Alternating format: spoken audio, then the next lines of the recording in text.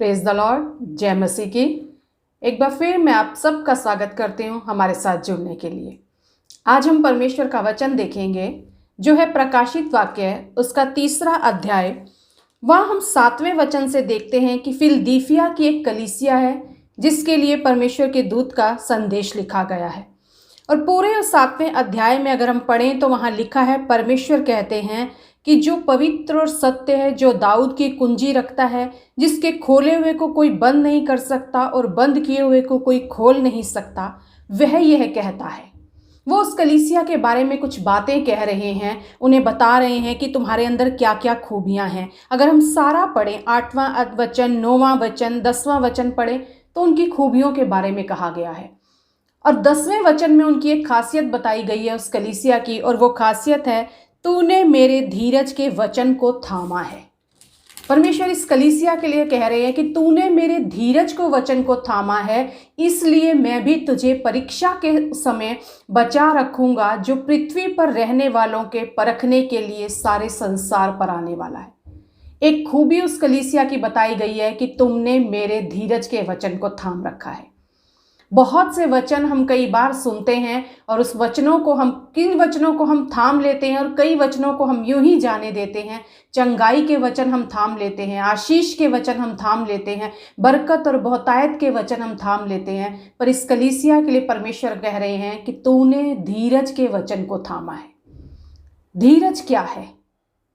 अगर हम कहें धीरज क्या है तो धीरज वो कैपेसिटी है जो बर्दाश्त करती है चुनौतियों को या देरी को बिना किसी कुड़कुड़ाहट के या बिना किसी परेशानी के।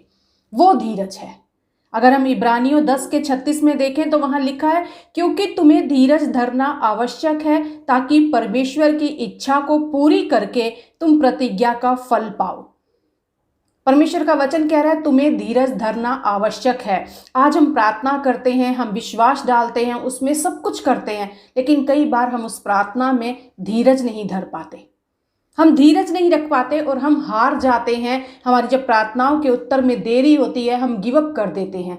गिव अप करने का सबसे बड़ा कारण है हमारे अंदर धीरज की कमी होना।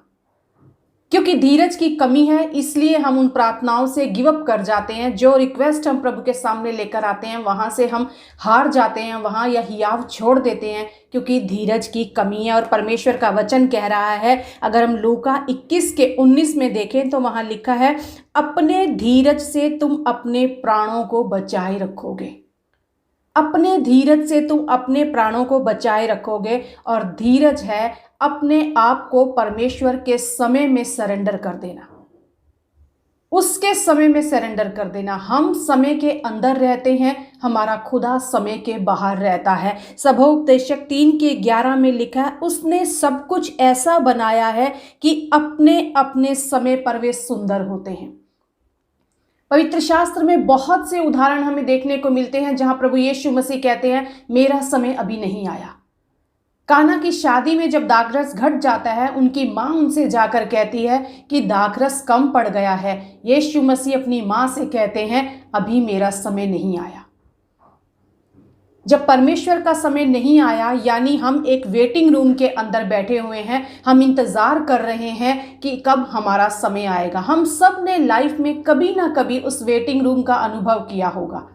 शायद रेलवे स्टेशन पर हमने ट्रेन का वेट किया हो, चाहे हॉस्पिटल में हम डॉक्टर का वेट करते हैं, हम वहाँ अपने नंबर का इंतज़ार करते हैं। वहाँ हमारी जल्दबाजी, हमारा उठकर चले जाना या हमारे बहुत ज़्यादा हाथ पैर मारने से, हमारी कोशिशों से हम उस समय को अपने समय में नहीं ला सकते। जब हमारा समय आता है, जब हमारा नंबर आता है, तभी हम अपने उस वेटिंग रूम से अपने उस कहें अगर हम परिणाम तक पहुँच पाते हैं। और ये एक समय, ये जो धीरज धरना है, ये वही है उस वेटिंग रूम में वेट करना। आपने प्रार्थना करी है, अब आप वेटिंग रूम में हैं, आपका समय आएगा।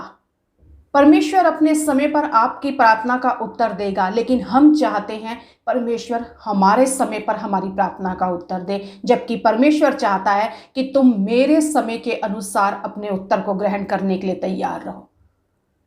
धीरज का प्रतिफल मिलता है। जब हम उसकी इच्छा के अनुसार बाट जोते हैं उस खुदा की, तो परमेश्वर का वचन कहता है कि वो हमें उस अपनी इच्छा को पूरी करके तुम प्रतिज्ञा का फल पाओगे।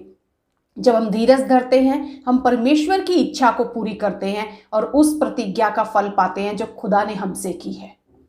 याकूब की पत्री में हम उदाहरण देखते हैं, वहां 5वें अध्याय में 3 व्यक्तियों के बारे में लिखा गया है कि किस तरह हमें धीरज धरना है।